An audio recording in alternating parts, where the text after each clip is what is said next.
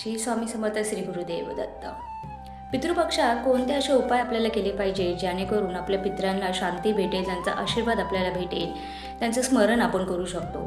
पितृपक्षामध्ये तर आपण त्यांच्या नावाने घास किंवा त्यांना कावळ्याला जेवायला देतोच, पण नेहमी आजपासून जी सुरुवात करायची म्हणजे पितृपक्षामध्ये तुम्हाला काही गोष्टीचे नियमाचे पालन करायचेच आहेत, पण काही गोष्टी अशा करायच्या आहे की जेणेकरून त्या सवयी लागल्या पाहिजेत आणि पितरांचं स्मरण करून पितरांचा आशीर्वाद आपल्याला लाभला पाहिजे. तर करायचं काय आहे, सगळ्यात पहिला रोज आपला जो स्वयंपाक बनतो त्यातील एक घास काढून कावळ्याच्या नावाने आपल्याला ठेवायचा आहे.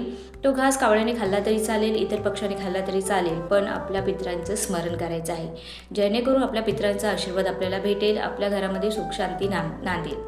दुसरी गोष्ट म्हणजे जवळच असलेलं महादेवाचं मंदिर, तर तुमच्या आजूबाजूला कुठे शंकराचं मंदिर असेल, महादेवचं मंदिर असेल, तर तिथे जाऊन तुम्हाला श्रमदान करायचं आहे, म्हणजे मेहनत करायची आहे, त्यांची सेवा करायची आहे.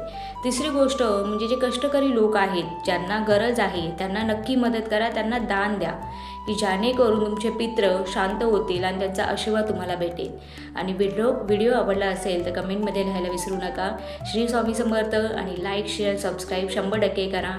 तुमच्या आशीर्वादाने आपण 10Kचा जो सबस्क्रायबरचा आहे तो पार करणार आहोत, तर लवकरच करायचा आहे, त्यामुळे नक्की सबस्क्राईब करा.